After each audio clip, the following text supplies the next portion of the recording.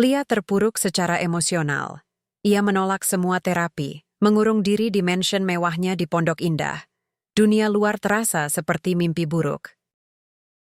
Nama saya Lia Hartono. Usia saya 28 tahun.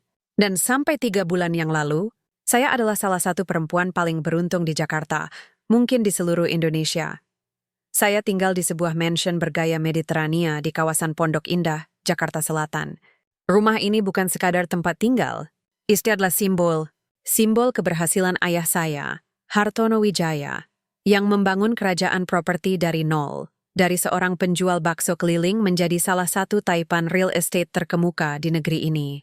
Dan saya, putri tunggalnya, adalah pewaris tak tertulis dari segala kemewahan itu. Rumah ini memiliki 8 kamar tidur, kolam renang infinity yang menghadap ke langit Jakarta, taman seluas lapangan sepak bola, dan garasi yang bisa menampung 5 mobil mewah, termasuk Lamborghini Aventador kesayangan saya. Di dalam lantai marmer Italia mengilap seperti es, lukisan asli Basuki Abdullah menghiasi dinding ruang tamu, dan setiap pagi, 3 pembantu berseragam rapi menyajikan sarapan di meja makan dari kayu jati berukir tangan. Saya tidak pernah memasak, tidak pernah mencuci, bahkan tidak pernah mengganti spray sendiri. Dunia saya adalah dunia yang dirancang agar saya tidak pernah merasa kekurangan, apalagi menderita. Sebagai CEO muda di perusahaan properti keluarga, Hartono Group, saya dikenal sebagai perempuan tegas, ambisius, dan tak kenal kompromi.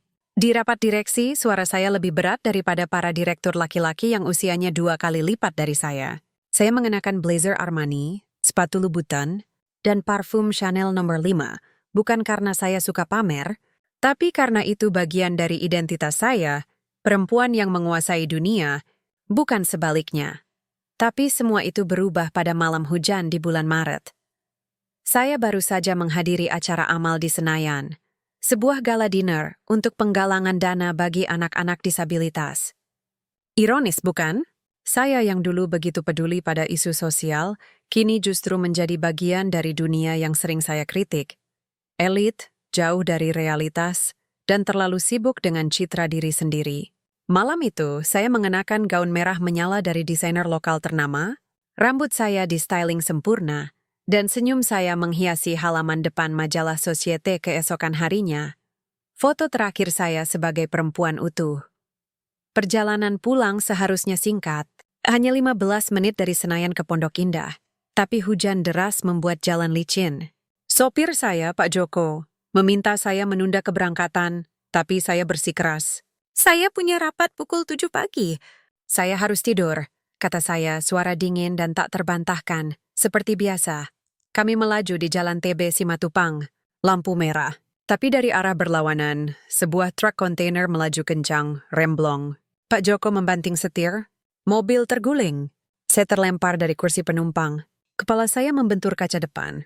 Tubuh saya terlipat seperti boneka rusak. Saat saya sadar, saya berada di ICU Rumah Sakit Pondok Indah.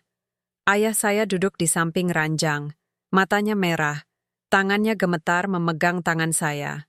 Tapi saya tak bisa merasakannya. Tak bisa menggerakkan jari. Tak bisa menoleh. Hanya mata saya yang masih bisa bergerak. Dan itu cukup untuk melihat wajah dokter yang datang dengan ekspresi muram. Nona Hartono, katanya pelan, ada kerusakan parah pada vertebra T10 dan T11. Saraf tulang belakang Anda mengalami kompresi berat. Kami sudah lakukan operasi darurat, tapi kemungkinan Anda lupa total dari pinggang ke bawah sangat tinggi. Saya ingin berteriak, tapi suara saya terjebak di tenggorokan. Saya tak ingin menangis. Tapi air mata saya tak keluar, mungkin karena tubuh saya sudah tak mengenali emosi lagi. 2 minggu kemudian, saya dipindahkan ke rumah. Bukan karena sembuh, tapi karena dokter bilang tidak ada lagi yang bisa dilakukan. Fisioterapi? Ya, kami mencoba. Dokter saraf dari Singapura? Sudah datang. Terapi eksperimental di Jerman? Ayah saya bahkan menyewa jet pribadi. Tapi hasilnya sama, 0. Tidak ada respons. Tidak ada harapan. Kini, saya duduk di kursi roda titanium berlapis kulit putih. Hadiah dari ayah yang tak tahu lagi cara menunjukkan cintanya selain dengan uang. Setiap pagi, perawat datang untuk memandikan saya, mengganti popok dewasa. Ya, popok, saya tak bisa mengontrol kandung kemih, dan memijat otot-otot yang mulai mengecil. Saya tidak melawan. Tidak protes. Saya hanya ada pak rumah yang dulu saya banggakan kini terasa seperti penjara emas. Jendela-jendela besar yang dulu saya pamerkan di Instagram kini hanya memperlihatkan langit yang tak bisa saya sentuh. Kolam renang yang dulu tempat saya berenang setiap pagi kini hanya bayangan di balik kaca. Bahkan suara burung di taman terasa seperti ejekan. Mereka bebas, saya tidak. Ayah saya datang setiap malam. Ia duduk di kursi di sebelah saya, kadang membaca koran, kadang hanya diam. Kadang ia berkata, "Kamu kuat, nak. Kamu pasti bisa melewati ini." Tapi matanya berbohong. Ia tak percaya pada kata-katanya sendiri. Saya mulai membenci cermin. Membenci bayangan perempuan yang dulu percaya diri, kini hanya bayangan kosong dengan mata sayu dan rambut tak terurus. Saya menolak makeup, menolak baju bagus. Saya memakai kaos lusuh dan celana olahraga, karena itu yang paling mudah dipakai tanpa bantuan. Suatu sore, ketika hujan turun lagi, seperti malam itu, saya meminta perawat membawa saya ke taman belakang. Saya ingin merasakan hujan di kulit saya. Tapi begitu roda kursi menyentuh rumput basah, saya merasa kecil, rapuh, tak berdaya. Dan di balik gerbang besi yang menjulang tinggi itu, saya melihat sesosok pria. Berdiri di bawah pohon rindang, memakai kaos lusuh dan celana jeans sobek. Rambutnya acak-acakan, wajahnya kotor tapi matanya tenang. Seperti danau di pagi buta, ia menatap saya. Bukan dengan iba, bukan dengan rasa kasihan, tapi dengan sesuatu yang lebih dalam, seperti ia mengenal saya, meski kami belum pernah bertemu. Saya buru-buru meminta perawat mendorong saya masuk. Tapi sejak hari itu, bayangan pria itu tak pernah lepas dari pikiran saya, siapa dia. Memang ia selalu ada di sana? Dan yang paling mengganggu, mengapa untuk pertama kalinya sejak kecelakaan itu saya merasa ada sesuatu yang masih hidup dalam diri saya? Saya pun tidak tahu. Tapi malam itu, untuk pertama kalinya dalam 3 bulan saya berdoa. Bukan untuk sembuh, tapi untuk sekadar merasa seperti manusia lagi. Karena di balik semua emas, marmer dan kemewahan ini, saya hanya seorang perempuan yang kehilangan kakinya dan jiwanya. Hari-hari berlalu seperti lembaran kalender yang robek tanpa makna. Pagi, siang, malam, semuanya menyatu dalam rutinitas yang membosankan dan menyakitkan. Perawat datang, memandikan saya, memberi makan, memijat otot yang tak merespons. Ayah muncul sebentar, berbicara tentang proyek baru, lalu pergi dengan tatapan bersalah di matanya. Saya tidak tahu dia ingin dikabari, tapi satu-satunya cara yang ia pahami adalah dengan uang, dan uang tak bisa mengembalikan kakiku. Namun, sejak sore hujan itu, sesuatu berubah. Setiap kali saya dibawa ke taman, biasanya hanya 15 menit sehari, karena perawat khawatir saya kedinginan, mata saya tak bisa lepas dari gerbang besi di ujung jalan masuk rumah. Dan di sanalah dia selalu berdiri. Pria itu, ia tak pernah mendekat, tak pernah meminta uang, tak pernah berteriak seperti pengemis lain yang kadang nekat mengetuk pagar. Ia hanya berdiri di bawah pohon trembesi tua yang rindang, kadang duduk di trotoar, kadang berjalan perlahan bolak-balik seperti sedang menunggu sesuatu. Atau seseorang, aku mulai memberinya nama dalam hati, bayangan. Karena itulah kesannya, hadir tapi tak nyata. Seperti kenangan yang tak bisa ku genggam. Hingga suatu pagi, ketika matahari bersinar terang dan udara Jakarta terasa lebih ringan dari biasanya, aku meminta perawat, Bu Siti, perempuan paruhbaya yang paling sabar di antara semua staf, untuk membawaku ke taman lebih lama dari biasanya. "Nona yakin?" "Nanti kena panas," katanya ragu. "Aku butuh udara," jawabku. Suara serak karena jarang bicara. Bu Siti mengangguk, lalu mendorong kursi rodaku ke bawah pepohonan di sudut taman, tempat yang paling teduh, paling jauh dari Stromarlaus, tapi paling dekat dengan gerbang, dan di sanalah bayangan itu berdiri. Lebih dekat dari biasanya, mungkin 10 meter dari pagar. Ia memandangku, tak berkedip, tak tersenyum, tapi matanya, Tuhan matanya seperti tahu segalanya. Aku menoleh ke Bu Siti. "Kau boleh istirahat dulu di dalam. Aku ingin sendirian sebentar. Tapi Nona, aku tidak akan kabur." Aku bahkan tak bisa berdiri. Bu Siti ragu tapi akhirnya mengangguk. Ia masuk ke rumah, meninggalkanku sendirian di bawah pepohonan, dengan hanya suara burung dan desir angin sebagai teman. Detik-detik berlalu. Aku menatap pria itu. Ia menatapku balik. Lalu, perlahan, ia melangkah maju, melewati trotoar, mendekati pagar besi yang menjulang tinggi seperti tembok antara dua dunia. Aku menahan napas. Ia berhenti tepat di balik jeruji besi, tinggi sepinggangku. Rambutnya acak-acakan, janggut tipis menutupi rahang tegas, Kaosnya lusuh tapi bersih. Ia tak berbau seperti gelandangan, malah seperti sabun murah dan angin pagi. Kau bisa berjalan lagi, katanya tiba-tiba. Suara itu rendah, tenang, tapi tegas. Bukan seperti pengemis yang memohon. Bukan seperti dukun yang menjanjikan mukjizat. Tapi seperti orang sangat tahu. Kuku tertawa. Suara parau yang terdengar asing bahkan untukku sendiri. Kau pikir aku bodoh? Aku sudah ke dokter terbaik di Asia. Mereka bilang sarafku mati. Tidak ada harapan. Ia tak tersinggung. Tak mundur. Ya hanya menatapku, matanya tak berkedip. Mereka melihat tubuhmu. Tapi mereka tak melihat jiwamu. Aku terdiam. Kalimat itu menusuk lebih dalam daripada jarum suntik yang setiap hari menusuk kulitku untuk terapi yang sia-sia. Siapa kau? Tanyaku pelan. Namaku Raka, jawabnya. Aku bukan dokter. Tapi aku tahu cara membangunkan tubuh yang tertidur. Aku ingin marah, ingin menyuruhnya pergi. Tapi ada sesuatu dalam caranya berbicara. Seperti ia benar-benar percaya pada apa yang dikatakan. Dan lebih dari itu, aku merasa, untuk pertama kalinya sejak kecelakaan itu, ada seseorang yang melihatku bukan sebagai korban, bukan sebagai Putri Hartono, bukan sebagai pasien lumpuh, tapi sebagai manusia. Kenapa kau peduli? Tanyaku, suara bergetar, ia diam sejenak. Lalu berkata, karena aku pernah kehilangan segalanya.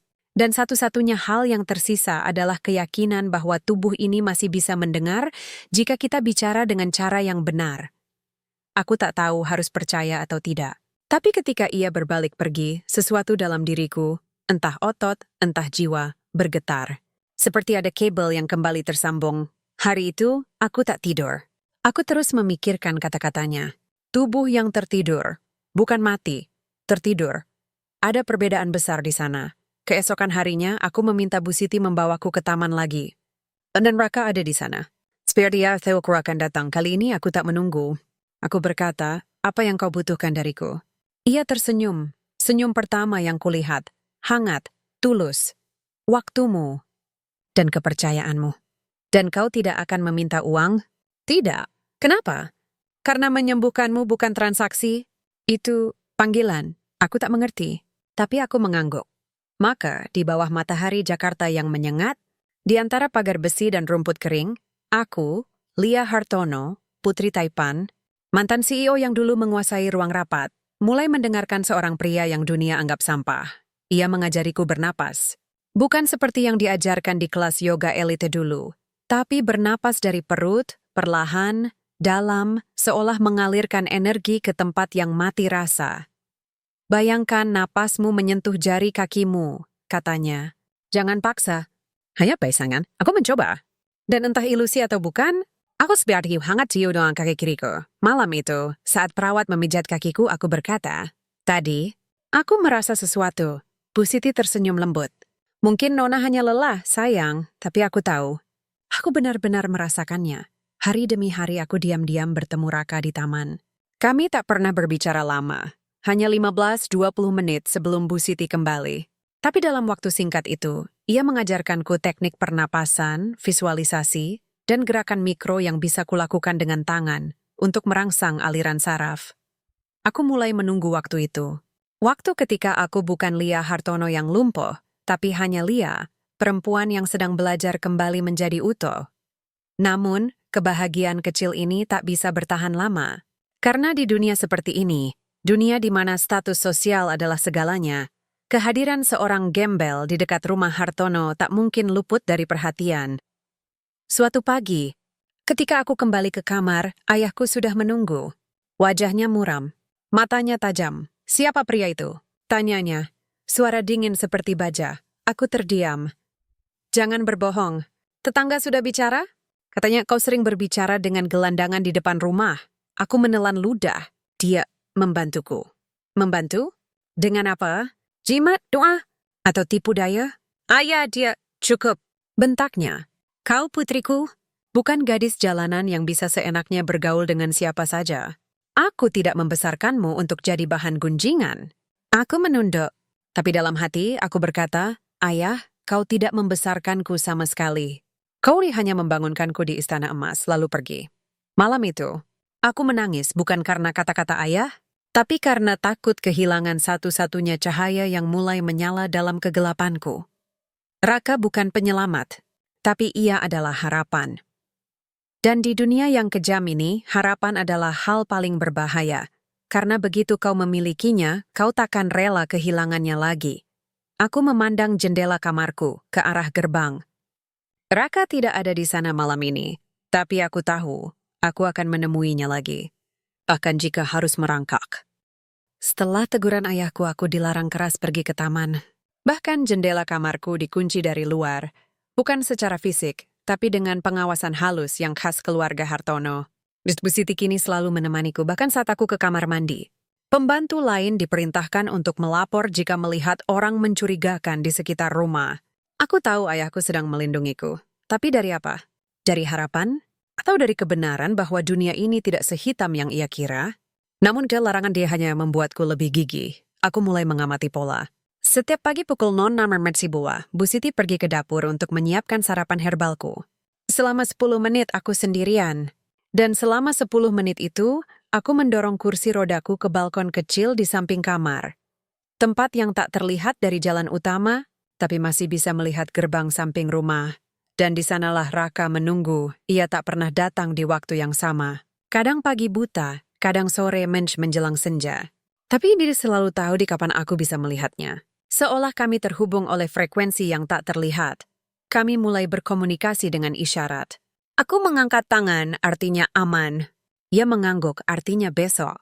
Kadang ia meletakkan secarik kertas kecil di celah pagar, dilipat rapi, berisi petunjuk napas atau gambar sederhana tentang aliran energi di tubuh manusia. Aku menyembunyikannya di bawah bantal, membacanya berulang kali seperti mantra suci.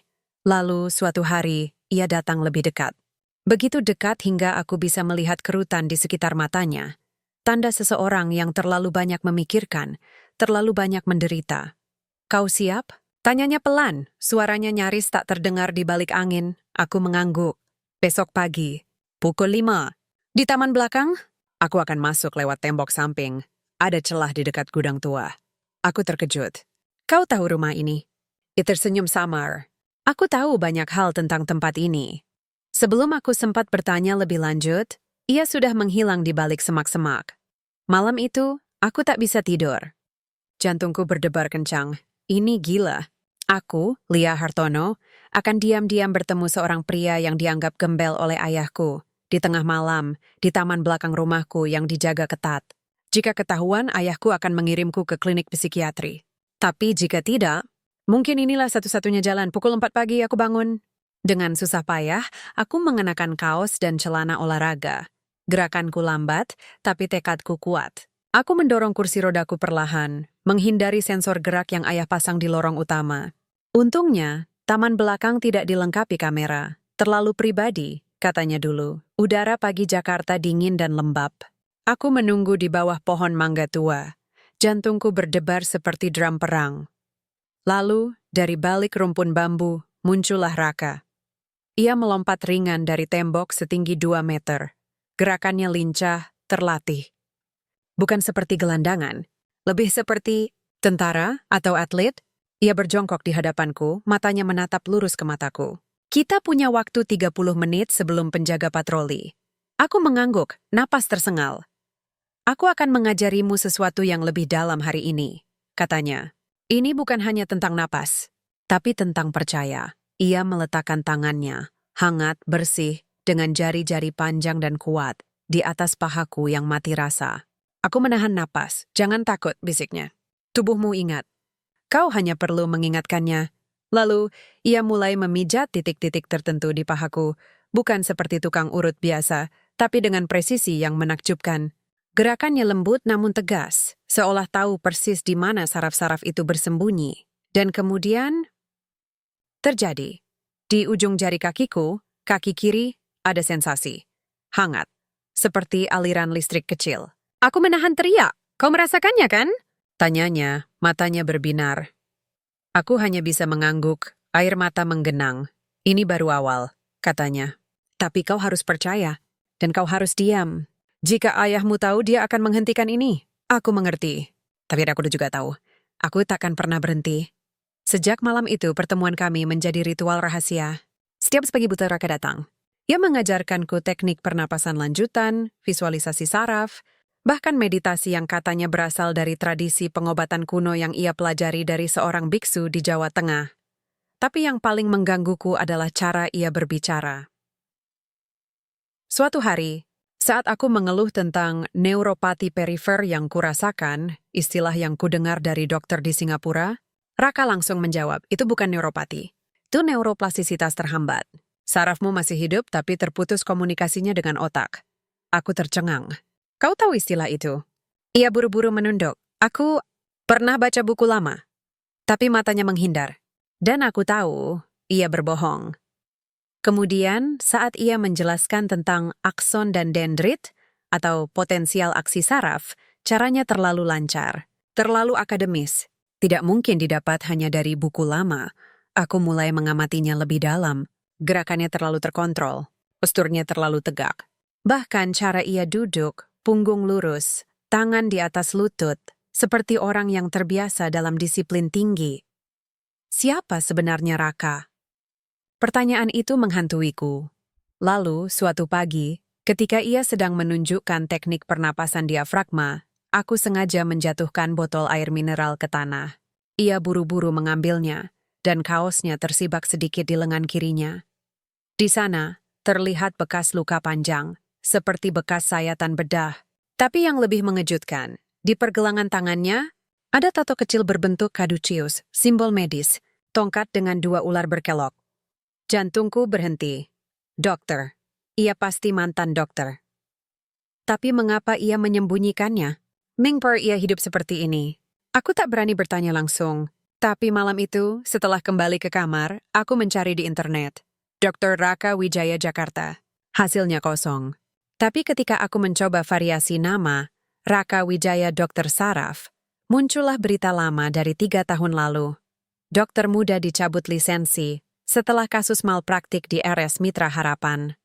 Artikelnya pendek, penuh tuduhan. Disebutkan bahwa Dr. Raka Wijaya, spesialis bedah saraf, diduga melakukan kesalahan fatal dalam operasi tulang belakang seorang pasien, menyebabkan kelumpuhan permanen. Ia dilaporkan ke KKI, lisensinya dicabut, dan menghilang dari dunia medis. Tapi ada satu kalimat yang menggangguku. Beberapa kolega menyatakan bahwa Dr. Wijaya adalah korban konspirasi internal rumah sakit. Aku menatap layar, gemetar, apakah ini dia? Apakah Raka yang kini menyembuhkanku adalah dokter yang dihancurkan oleh sistem? Jika iya, maka ia bukan penipu. Ia korban. Dan jika ia masih bisa menyembuhkanku, meski tanpa gelar, tanpa rumah sakit, tanpa alat canggih, maka ilmunya nyata. Sangat nyata. Keesokan pagi saat Raka datang, aku menatapnya lama. Kau pernah jadi dokter, ya? Tanyaku pelan, ia membeku. Matanya gelap. Lalu perlahan, ia mengangguk. Tapi bukan seperti yang kau kira, katanya suara serak. Aku bukan pahlawan. Aku hanya orang yang gagal melindungi pasienku. Aku menggenggam tangannya. Pertama kalinya aku menyentuhnya tanpa diminta. Kalau kau gagal, kenapa jari kakiku mulai bergerak? Ia menatap aku selalu tersenyum, senyum pahit tapi jujur. Karena kali ini, aku tidak sendirian. Dan di balik senyum itu, aku melihat luka yang lebih dalam daripada milikku. Luka yang tak terlihat, tapi menggerogoti jiwanya setiap hari. Sejak saat itu, aku tak lagi melihatnya sebagai gembel. Aku melihatnya sebagai orang yang kehilangan segalanya, tapi masih memilih untuk menyembuhkan. Dan aku mulai percaya. Mungkin kecelakaanku bukan akhir. Mungkin ini awal dari sesuatu yang lebih besar. Tapi aku belum tahu bahwa dunia luar sedang mengintai. Bahwa gosip telah menyebar. Bahwa ayahku tak akan tinggal diam. Karena di Jakarta, cinta antara Putri Taipan dan mantan dokter yang jadi gelandangan bukan kisah romantis. Itu adalah skandal. Dan skandal harus dihentikan. Dengan cara apapun. Segalanya runtuh dalam satu pagi yang seharusnya biasa. Aku baru saja kembali ke kamar setelah sesi diam-diam dengan Raka. Kali ini, aku bahkan bisa menggerakkan jari kaki kiriku secara sadar. Perlahan tapi nyata. Aku tersenyum sepanjang jalan kembali, membayangkan hari ketika aku bisa berdiri, berjalan, bahkan berlari lagi. Mungkin bukan seperti dulu, tapi cukup untuk merasa utuh. Tapi senyumku membeku begitu membuka pintu kamar. Ayahku duduk di kursi favoritku. Kursi kulit coklat di samping jendela, dengan wajah seperti badai yang siap meledak.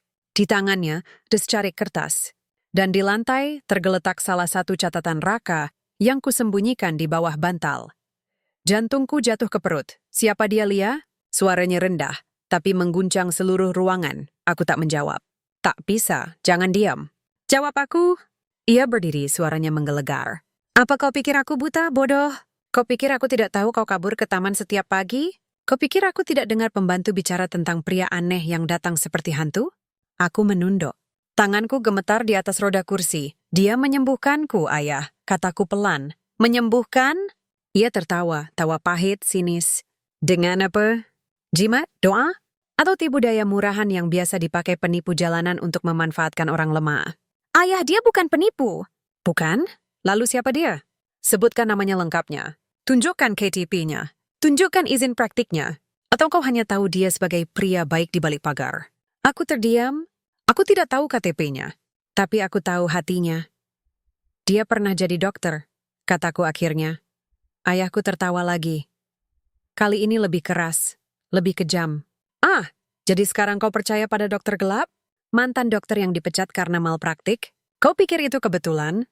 Dia datang ke sini karena tahu siapa kau. Karena tahu kau Putri Hartono. Dia ingin uang, nama baik, atau Tuhan melarang kau sendiri. Ayah, kau salah. Cukup. Ia membanting gelas kristal di meja. Pecahan berhamburan di lantai marmer.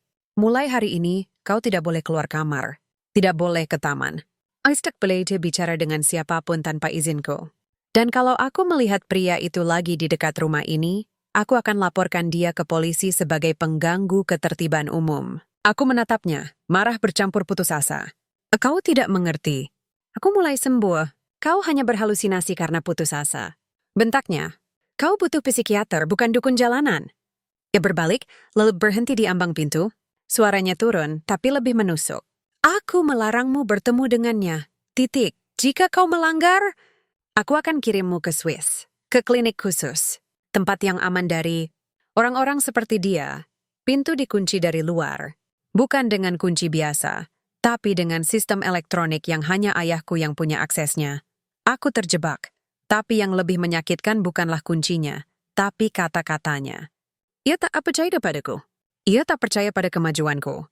Baginya, aku hanya korban yang mudah ditipu, bukan perempuan yang sedang berjuang kembali ke cahaya. Hari-hari berikutnya seperti mimpi buruk. Kamar tidurku berubah jadi penjara mewah. Jendela dikunci rapat. Internet diputus. Bahkan Bu Siti diganti dengan 2 perawat asing yang tidak bisa berbahasa Indonesia dengan lancar. Mungkin agar aku tak bisa meminta bantuan. Aku mencoba menulis surat untuk Raka, menyelipkannya di antara pakaian kotor yang akan dicuci. Tapi ternyata, semua cucian kini diperiksa oleh pengawas rumah tangga baru. Seorang perempuan dingin bernama Mbak Dina yang melapor langsung pada ayahku. Aku merasa terisolasi, terputus dari dunia. Dan yang paling menyakitkan, terputus dari Raka. Namun, di tengah keputusasaan, aku ingat sesuatu yang Raka katakan. Jika engkau benar-benar ingin sesuatu, alam semesta akan memberi jalan, tapi kau harus berani mengambilnya. Malam itu, saat semua lampu padam dan rumah sunyi, aku mulai merangkak. Yah, merangkak. Aku turun dari kursi roda, menggunakan tangan untuk menarik tubuhku ke lantai. Gerakanku lambat, menyakitkan, tapi aku tak menyerah. Aku merangkak ke meja rias, membuka laci tersembunyi di balik cermin. Tempatku menyimpan ponsel lama yang masih ada baterai. Dengan tangan gemetar, aku mengetik pesan singkat, aku terkurung, tolong. Lalu, aku mengirimnya ke nomor yang Raka berikan padaku minggu lalu. Nomor yang kuhafal di luar kepala. Tapi sebelum aku sempat mengirim, pintu kamar terbuka. Mbak Dina berdiri di ambang pintu, matanya menyipit. Nona sedang apa? Aku buru-buru menyembunyikan ponsel di balik bantal. Hanya ingin minum air. Ia mendekat curiga, tapi untungnya ia tak menemukan apa-apa. Setelah ia pergi, aku tahu, aku butuh bantuan dari dalam rumah ini, dan hanya ada satu orang yang mungkin masih memihakku. Keesokan pagi, saat sarapan, aku memanggil Bu Siti yang sudah dipindahkan ke dapur. Dengan suara pelan aku berkata, aku butuh bantuanmu. Untuk mengirim surat, matanya berbinar, bukan takut tapi penuh empati. Untuk pria itu, aku mengangguk. Ia diam sejenak, lalu berkata, saya punya cucu lumpuh, Nona, dan saya percaya Kalau ada orang yang bisa membuat Nona bergerak lagi, itu bukan kebetulan. Air mataku jatuh. Malam itu, Bu Siti menyelipkan suratku ke dalam tas belanjaan sayur yang akan diantar ke pasar. Di dalamnya, hanya satu kalimat, jangan menyerah. Aku masih di sini. Aku tak tahu apakah Raka menerimanya. Tapi aku tahu, aku tak sendirian lagi. Namun ayahku tak tinggal diam. Beberapa hari kemudian, aku mendengar pembicaraan dari balik pintu. Ia menyewa detektif swasta untuk menyelidiki Raka. Dan ketika ia tahu Raka tinggal di kawasan kumuh dekat Kali Code, wajahnya mengeras. Jadi dia benar-benar gelandangan gumamnya. Tapi berani-beraninya menyentuh putriku. Aku tahu badai akan datang, tapi aku juga tahu cinta dan harapan tidak bisa dikurung selamanya. Karena bahkan di balik tembok marmer dan sistem keamanan canggih, jiwa manusia tetap mencari jalan pulang. Dan aku akan pulang meski harus merangkak sejauh apapun. Aku tidak pernah membayangkan diriku akan kabur dari rumah sendiri. Rumah yang dulu kubanggakan, kurenovasi, kujadikan simbol kesuksesan. Tapi kini setiap sudutnya terasa seperti jeruji emas yang memenjarakan jiwaku. Ayahku mungkin berpikir ia melindungiku, tapi yang ia lakukan justru membunuhku perlahan-lahan. Tanpa Raka, tanpa harapan, tanpa kebebasan, aku bukan lagi manusia. Aku hanya bayangan yang bernapas, dan aku tak tahan lagi. Rencana kami sederhana, tapi berisiko tinggi. Bu Siti, malaikat dalam seragam abu-abu, menjadi mata dan telingaku di luar kamar. Ia memberitahuku bahwa setiap Rabu pagi, tim keamanan berganti shift, dan selama 15 menit, gerbang samping tidak dijaga ketat. Itu satu-satunya celah kami memilih hari itu. Rabu, pukul 05.45 pagi. Malam sebelumnya aku hampir tak bisa tidur. Jantungku berdebar kencang, bukan karena takut, tapi karena harapan. Aku mengemas sedikit barang, ponsel cadangan, uang tunai dari dompetku yang masih tersisa, dan secarik kertas berisi alamat.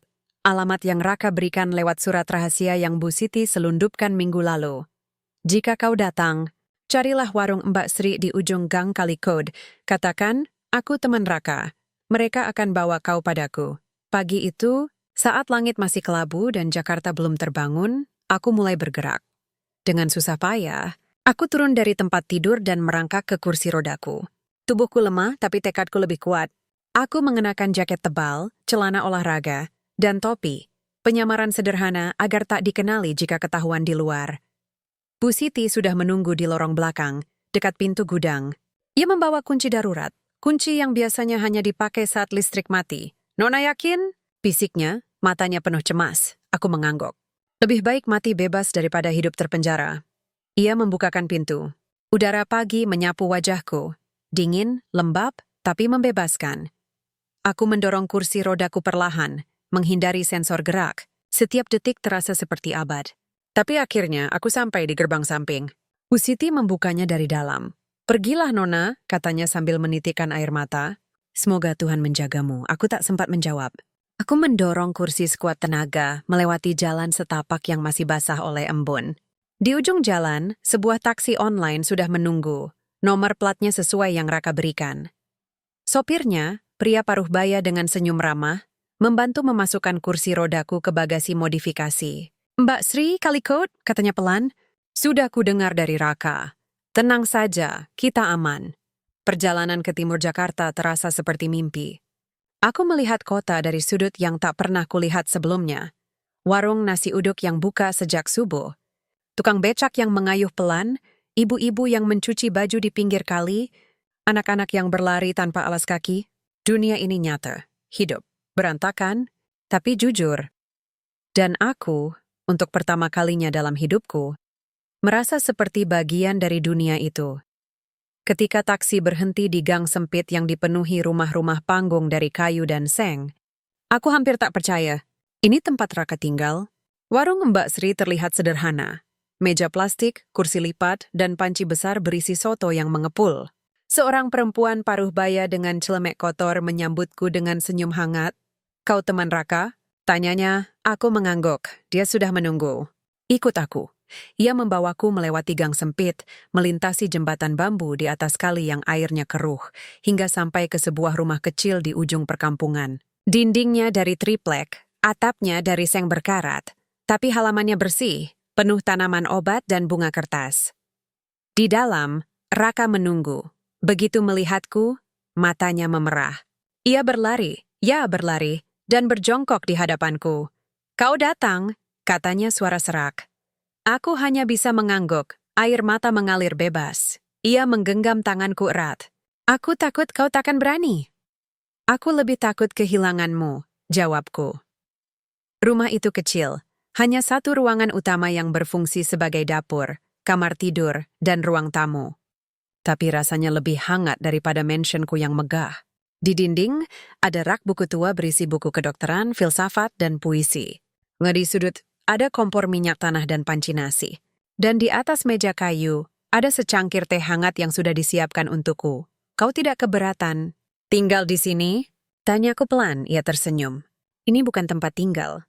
Ini tempat pukang." Hari-hari berikutnya mengubah hidupku. Aku belajar memasak nasi di kompor minyak, belajar mencuci baju di ember, belajar menyapa tetangga, Bu Lucy yang menjual tempe, Pak Juki yang tukang becak, dan Dinda, gadis kecil berusia 8 tahun yang lumpuh sejak lahir dan kini jadi murid pertamaku dalam terapi saraf dasar yang kuperoleh dari Raka.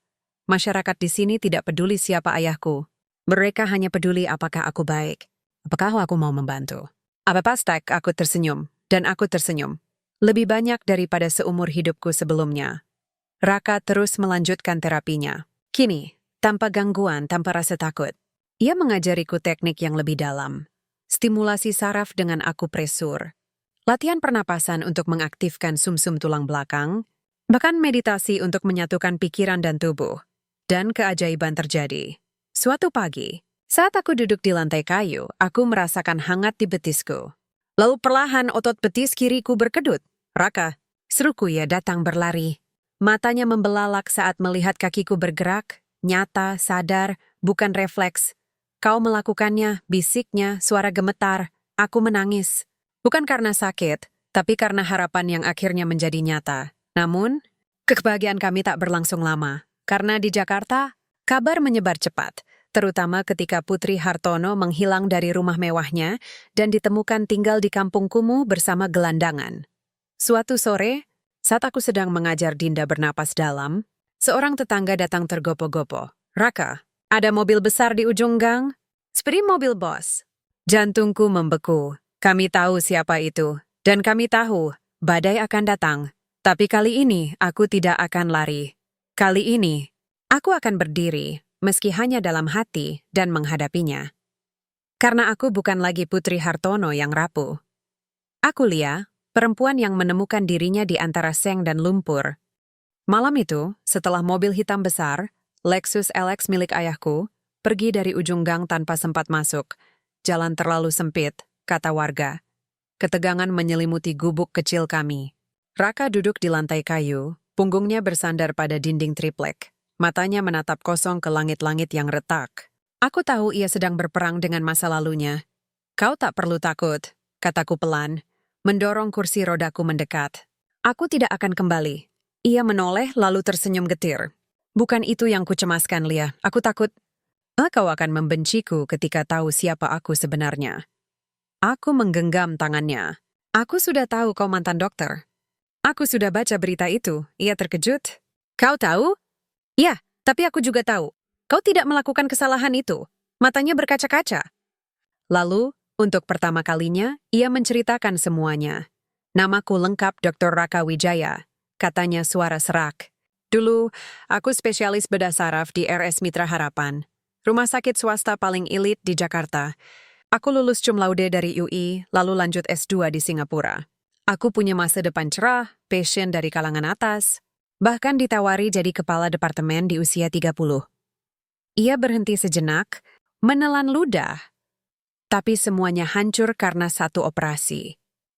Ia menceritakan tentang seorang pasien, seorang pengusaha muda seperti aku, yang mengalami cedera tulang belakang akibat kecelakaan motor. Operasinya rumit, tapi Raka yakin bisa menyelamatkannya. Namun, malam sebelum operasi, ia menemukan bahwa alat pemantau saraf yang disediakan rumah sakit sudah kadaluarsa. Ia melaporkannya ke manajemen, tapi diabaikan karena alat baru terlalu mahal dan pasien itu hanya pengusaha kecil, bukan keluarga pejabat atau selebriti. Operasinya gagal, lanjut Raka, suaranya bergetar, pasien lumpuh total. Tapi bukan karena kesalahanku, karena alat itu memberi data salah. Aku protes, aku minta investigasi, tapi rumah sakit menutupi semuanya. Mereka bilang aku ceroboh, bahkan mereka menyogok saksi untuk bersaksi melawanku. Aku menahan napas. Kolega-kolegaku yang dulu memujiku tiba-tiba diam. Direktur rumah sakit, orang yang dulu menyebutku masa depan kedokteran Indonesia, mengusirku seperti sampah. KKI mencabut lisensiku tanpa sidang yang adil. Dan media, mereka menghancurkan namaku dalam semalam. Ia menunduk. Aku kehilangan segalanya, pekerjaan, reputasi, bahkan pacarku meninggalkanku, takut terkena imbas. Tapi kenapa kau memilih hidup seperti ini? Tanyaku, karena aku muak, jawabnya tegas.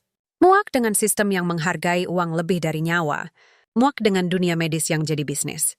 Aku masih ingin menyembuhkan, tapi bukan untuk orang kaya yang bisa bayar. Kau ingin berbantu Asperger yang tak punya suara. Seperti Bu Lucy yang anaknya lumpuh karena tak mampu operasi. Seperti Dinda, seperti kau, aku terdiam. Air mataku jatuh. Jadi kau tidak kabur karena malu, kataku pelan. Kau tinggal di sini karena prinsip. Ia mengangguk. Aku memilih jadi gembel, agar bisa bebas menyembuhkan tanpa aturan yang korup. Malam itu, setelah Raka tertidur di tikar di sudut ruangan, aku tak bisa memejamkan mata. Aku menatap langit-langit yang retak, memikirkan betapa dunia ini begitu kejam pada orang baik. Tapi di balik kegelapan itu, aku juga melihat cahaya. Keesokan pagi, saat matahari menyelinap lewat celah seng, aku meminta Raka menunjukkan tempat ia menyimpan barang-barang lamanya. Awalnya ia ragu, tapi akhirnya menyerah. Di balik lemari kayu tua, ada kotak kardus berdebu. Di dalamnya ijazah, sertifikat pelatihan bedah saraf di Jepang, foto dirinya bersama profesor terkenal, dan yang paling mengejutkan surat pembelaan dari mantan pasien yang sembuh berkat tangannya. Dan di balik lukisan, dinding yang menggambarkan gunung lukisan, yang kubuatkan untuknya minggu lalu, tersembunyi. Sertifikat resmi dari Kolegium Dokter Spesialis Saraf Indonesia masih berlaku, hanya tidak bisa dipakai karena larangan administratif. Aku memegang sertifikat itu, gemetar. Kenapa kau simpan ini? Tanyaku. Karena aku masih percaya suatu hari, kebenaran akan menang, jawabnya pelan. Hari itu, aku membuat keputusan. Aku tidak hanya akan sembuh, aku akan memulihkan nama baiknya. Tapi sebelum aku sempat merencanakan apapun, takdir bermain lebih cepat. Sore harinya, saat aku sedang mengajari Dinda menggerakkan jari kakinya, suara mesin mobil besar kembali mengguncang gang. Tapi kali ini bukan satu mobil, 3. Dan di antaranya, aku mengenali sosok tinggi besar yang berjalan dengan langkah tegas. Ayahku. Ia datang, bukan sendiri, tapi dengan 2 polisi dan seorang pengacara. Warga langsung berkumpul, penasaran. Anak-anak bersembunyi di balik ibu mereka. Bu Sri menutup warungnya. Ayahku berdiri di depan pintu gubuk kami, wajahnya murka. Lia, bentaknya. Keluar sekarang. Kau diculik dan pria ini akan dipenjara. Aku mendorong kursi rodaku keluar. Raka mengikutiku, berdiri di sampingku seperti perisai. Ayah, aku tidak diculik, kataku tegas. Aku memilih tinggal di sini, dah kau gila. Dia penipu. Mantan dokter yang dipecat karena malpraktik. Dia korban konspirasi. Seruku balik. Dan dia satu-satunya orang yang membuatku merasa hidup lagi. Ayahku menatapku, lalu Raka, dengan mata penuh kebencian. Kau pikir aku peduli? Kau putriku. Dan aku tidak akan biarkan kau hancur karena pria hina ini. Raka maju selangkah. Pak Hartono, saya tidak pernah meminta apa-apa dari Lia. Saya hanya ingin membantunya. Diam. Kau tidak layak bicara padaku. Ayahku berbalik ke polisi. Tangkap dia. Tuduhan, penculikan dan penipuan. Polisi ragu. Tapi, Nona Hartono tampaknya tidak dipaksa, Pak. Dia trauma. Dia tidak waras. Lihat saja, dia tinggal di gubuk seperti ini. Warga mulai bergumam. Beberapa membela kami. Mereka baik, Pak. Raka sering bantu warga gratis. Seru Bu Lucy. Tapi ayahku tak peduli. Ia menatapku, matanya memerah. Kalau kau tidak pulang sekarang, aku akan cabut semua hak warismu. Aku akan hapus namamu dari keluarga. Aku menatapnya. Ayah yang dulu kupuja, yang kubanggakan, yang kusembah seperti dewa. Dan untuk pertama kalinya, aku melihatnya bukan sebagai pahlawan.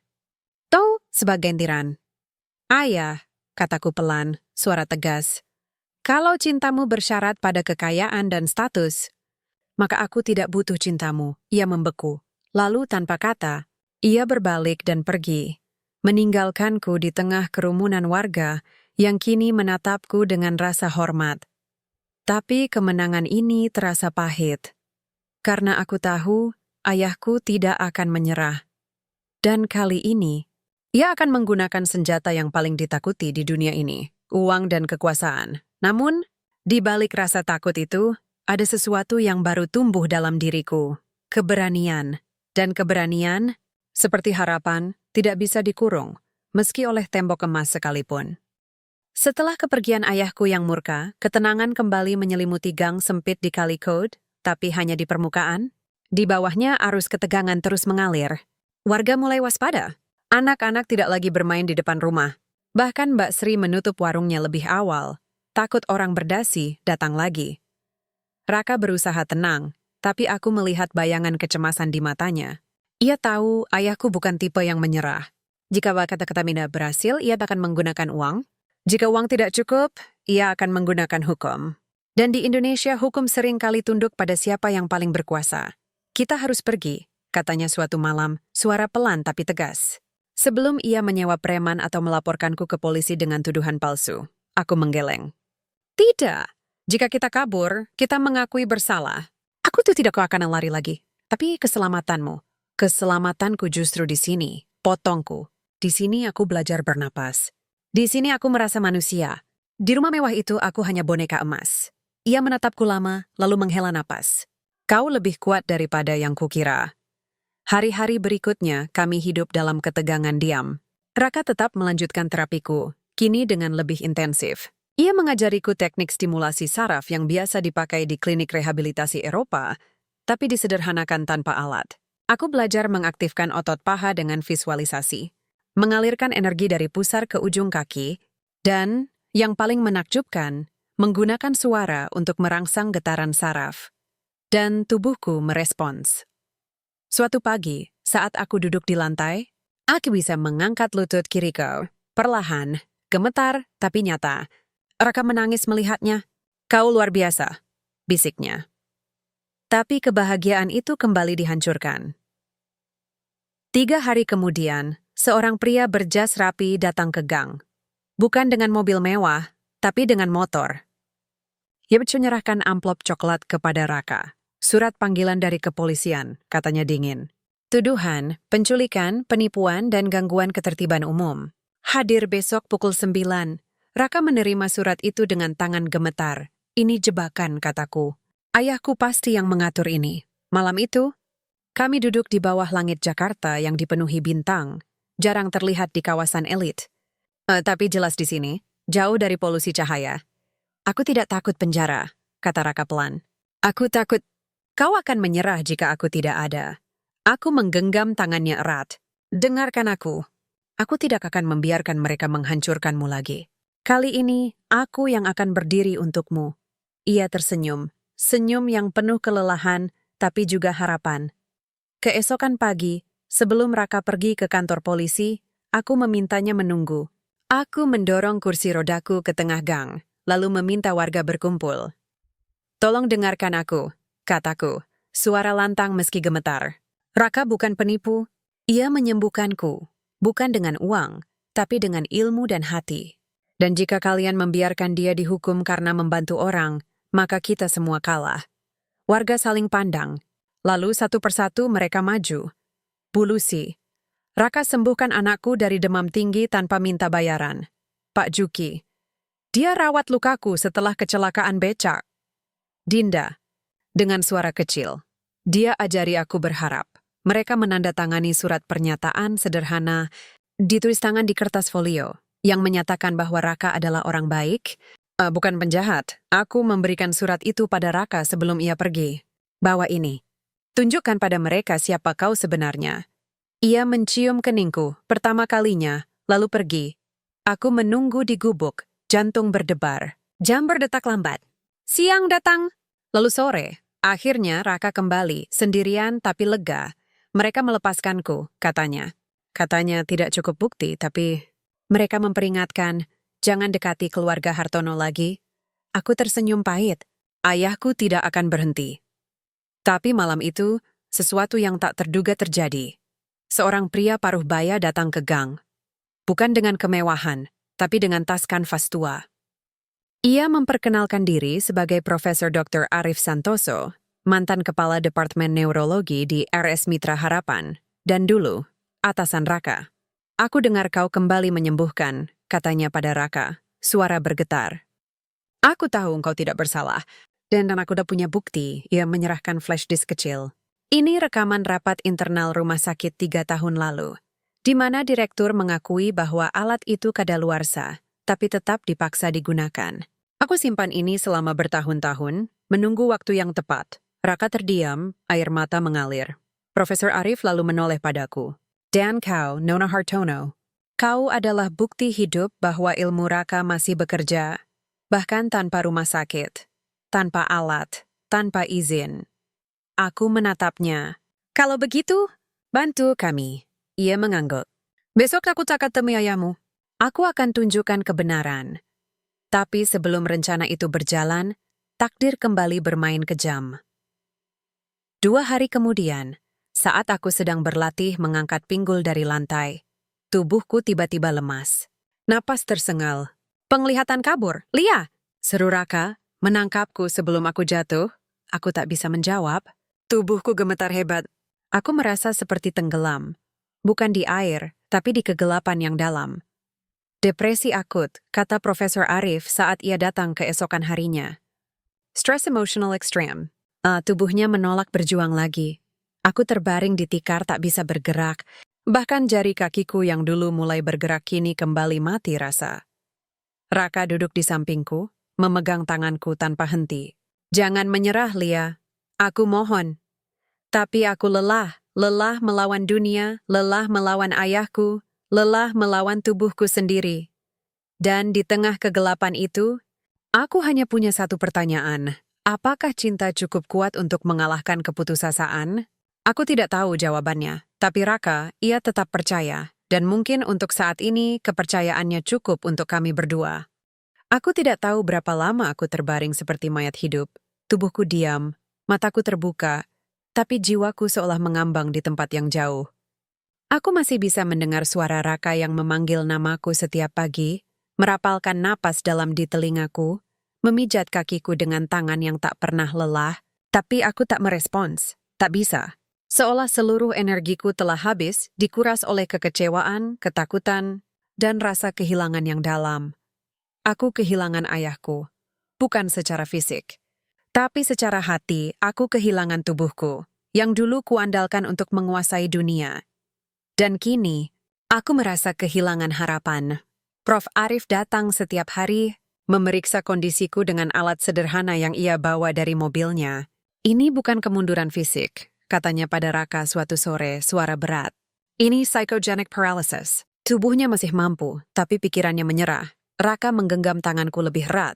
Bagaimana cara menyembuhkannya? Hanya satu cara, jawab Profesor Arif. Dia harus punya alasan untuk kembali bertarung. Tapi aku tak punya alasan lagi.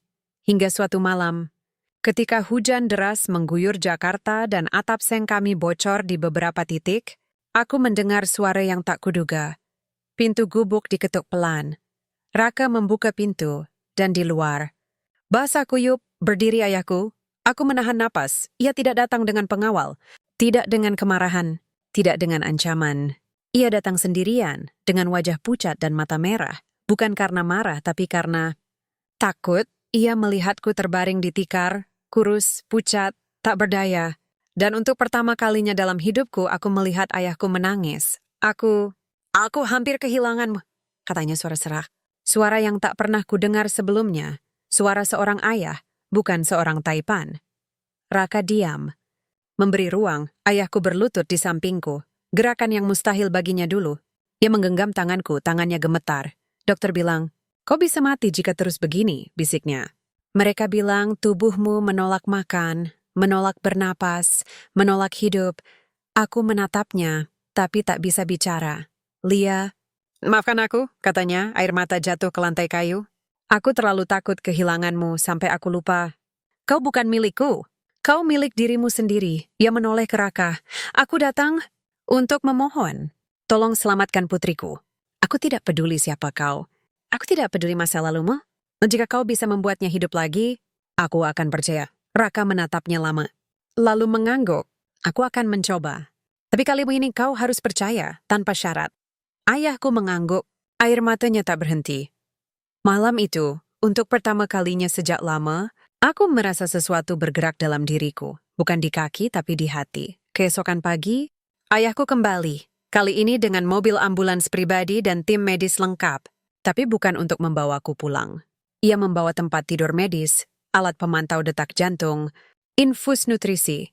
Semua yang dibutuhkan agar aku tetap stabil selama terapi intensif. Lakukan apapun yang kau perlukan, katanya pada Raka.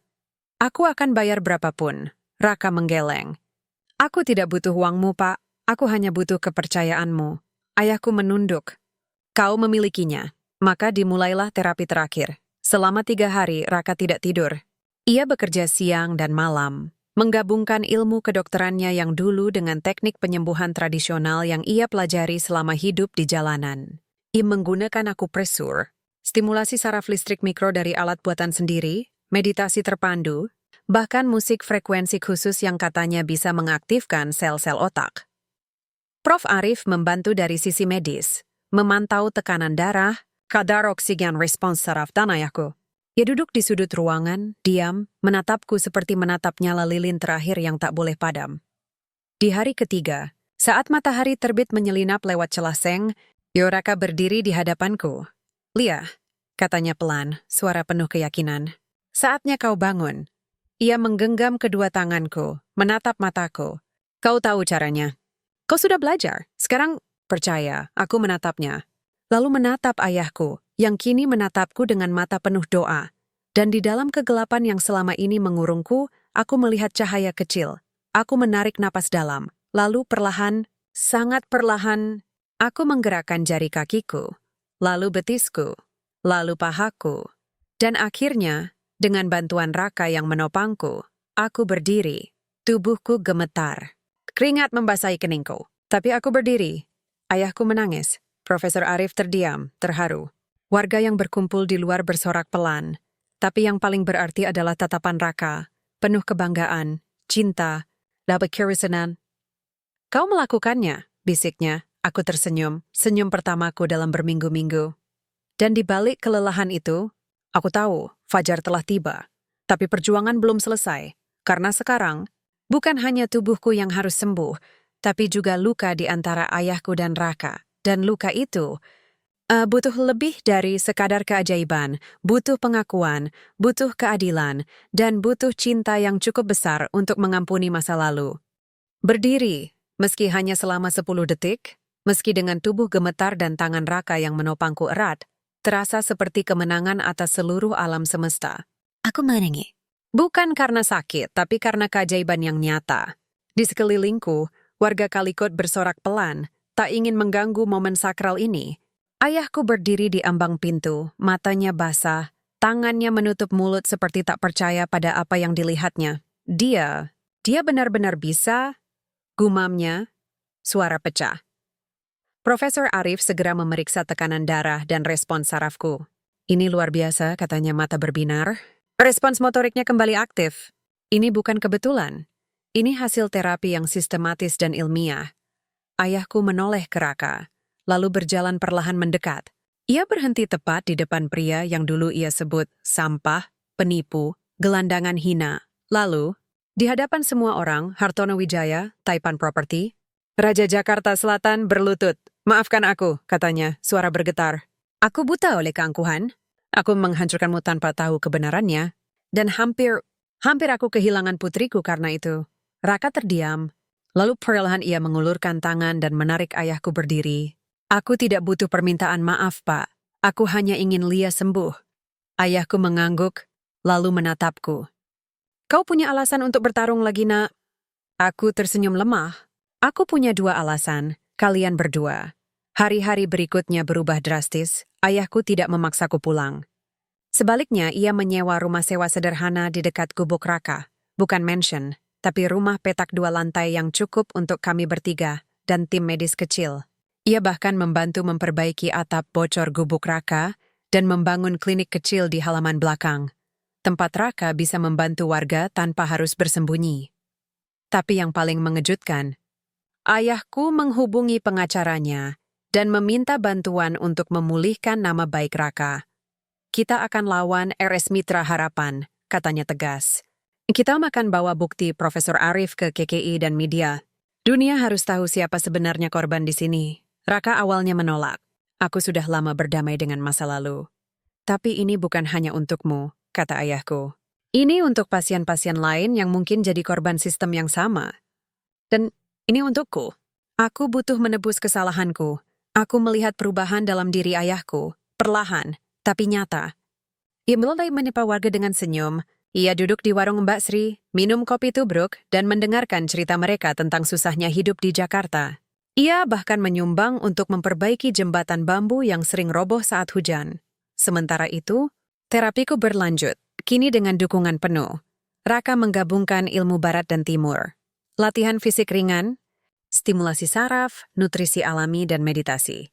Aku belajar berdiri lebih lama, lalu melangkah. Pertama dengan tongkat, lalu tanpa. Setiap langkah terasa seperti kemenangan kecil. Setiap rasa sakit di ototku adalah bukti bahwa tubuhku masih hidup, masih berjuang. Suatu sore, saat aku berhasil berjalan dari rumah ke warung Mbak Sri tanpa bantuan, Raka menatapku dengan mata berkaca-kaca. Kau luar biasa, katanya. Kita luar biasa, koreksiku. Menggenggam tangannya, tapi ujian terakhir belum datang. 2 minggu kemudian, Profesor Arif mengundang kami ke RS Mitra Harapan, bukan sebagai pasien, tapi sebagai tamu kehormatan. Di aula utama rumah sakit, di hadapan direksi, dokter, dan media, ia memutar rekaman rapat internal yang selama ini disembunyikan. Wajah Direktur Rumah Sakit Pucat Pasi. Ia mencoba membantah, tapi bukti terlalu kuat. Hari itu KKI mengumumkan pemulihan nama baik Dr. Raka Wijaya. Lisensinya dikembalikan, dan rumah sakit dipaksa mengakui kesalahan mereka secara terbuka. Saat berita itu tayang di televisi nasional, warga Kalikode berkumpul di depan warung Mbak Sri, menonton dengan bangga. Dinda berlari ke gubuk berteriak, "Pak Raka jadi dokter lagi!" Tapi Raka tidak terlihat senang. Ia menatapku dia lalu berkata, "Aku tidak butuh gelar untuk menyembuhkan, tapi aku butuh keadilan untuk semua yang seperti aku." Malam itu, di bawah langit Jakarta yang mulai bersih dari polusi, ayahku mengundang kami makan malam. Bukan di restoran mewah, tapi di halaman belakang rumah sewa. Dengan nasi kotak dari warung Mbak Sri. "Ada yang ingin kukatakan?" katanya setelah makan. Ia menatap Raka. "Aku tahu kau mencintai putriku. Dan aku tahu dia mencintaimu. Aku menahan napas. Aku dulu takut kau akan menyakitinya. Tapi sekarang aku tahu engkau adalah satu-satunya orang yang membuatnya benar-benar hidup." Nggak menarik napas dalam. "Jika kau memintanya, aku akan merestui pernikahan kalian." Air mataku jatuh. Raka menunduk, suara serak. "Terima kasih, Pak, tapi ayahku mengangkat tangannya. Jangan berterima kasih padaku. Berterima kasihlah pada Lia. Karena dialah yang mengajarkanku arti cinta sejati, bukan tentang status, tapi tentang hati." Malam itu, untuk pertama kalinya dalam hidupku, aku merasa damai. Bukan karena aku bisa berjalan lagi, bukan karena nama Raka dipulihkan, tapi karena 3 hati yang dulu terpecah, ayahku, Raka, dan aku, akhirnya bersatu dalam satu kebenaran, bahwa cinta dan keadilan selalu menang. Meski butuh waktu, air mata, dan keberanian untuk menunggunya. Pernikahan kami tidak seperti yang pernah kubayangkan sewaktu masih menjadi CEO muda di puncak kemewahan. Dulu, aku membayangkan gaun pengantin dari desainer Paris, resepsi di ballroom Hotel Bintang 5, ratusan tamu dari kalangan elit Jakarta, dan liburan eksklusif di majalah Société. Tapi kini, impian itu terasa hampa, seperti kue indah tanpa rasa. Pernikahan kami diadakan di sebuah gereja kecil di pinggiran Jakarta. Gereja tua berdinding putih yang dikelilingi pohon trembesi rindang. Tidak ada karpet merah, tidak ada bunga impor, tidak ada fotografer selebriti. Hanya cahaya matahari pagi yang menembus jendela kaca berwarna. Suara paduan suara dari anak-anak panti asuhan, dan kehadiran orang-orang yang benar-benar mencintai kami. Ayahku datang, bukan dengan setelan Armani, tapi dengan kemeja batik sederhana yang dibelinya dari pasar. Ia duduk di barisan depan, Matanya berkaca-kaca saat aku berjalan perlahan menuju altar, tanpa kursi roda, tanpa tongkat, hanya dengan kedua kakiku sendiri, meski masih sedikit pincang. Di sisi lain, Raka menunggu dengan jas sewaan yang sedikit kebesaran, tapi wajahnya bersinar seperti pria paling bahagia di dunia. Ia tak lagi menyembunyikan diri. Ia berdiri tegak, bukan sebagai gembel, bukan sebagai korban, tapi sebagai Dr. Raka Wijaya, dokter, penyembuh, dan cintaku. Ketika pendeta mengucapkan, apakah ada yang keberatan atas pernikahan ini?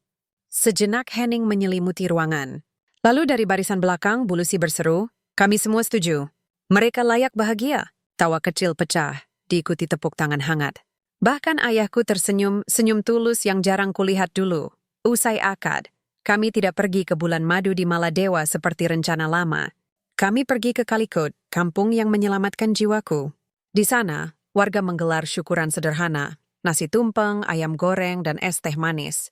Dinda menari kecil sambil memegang bunga kertas yang ia buat sendiri untukku. Pak Juki membawakan becak hias sebagai kendaraan pengantin.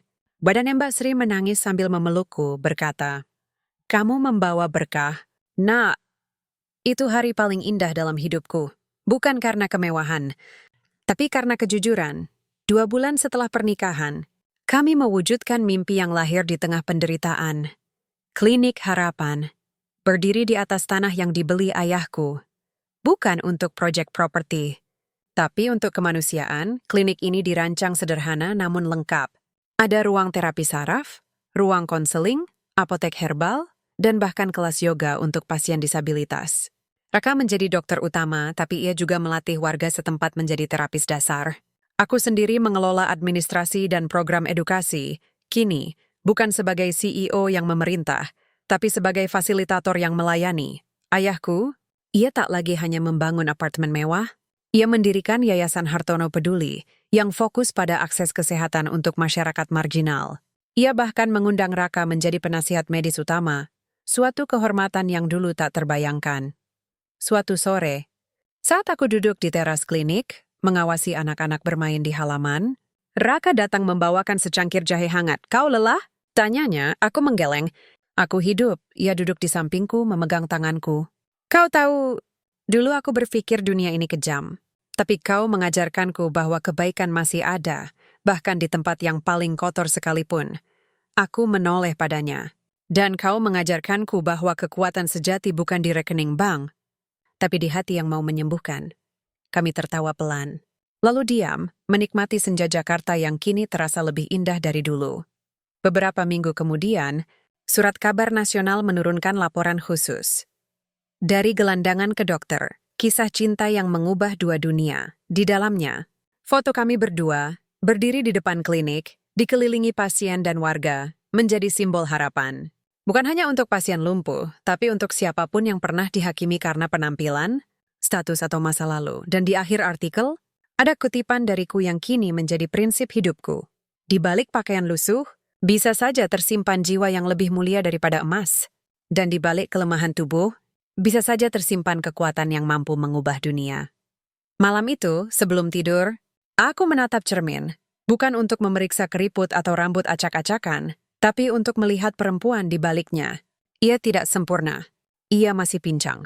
Ia tidak lagi mengenakan Louboutin atau Chanel, tapi matanya bersinar dengan damai. Karena ia tahu, ia telah menemukan dirinya, bukan di puncak kemewahan, tapi di dasar kemanusiaan. Raka memelukku dari belakang. Kau bahagia? Aku menoleh mencium pipinya. Aku lebih dari bahagia. Aku utuh. Dan di luar jendela, Jakarta terus berdetak. Kota yang kejam, penuh ketimpangan, tapi juga penuh kemungkinan. Karena di kota ini, seorang putri Taipan dan seorang mantan dokter yang jadi gelandangan membuktikan satu hal. Cinta sejati tidak mengenal kelas. Ia hanya mengenal hati. Dan hati kami, akhirnya, berdetak dalam irama yang sama.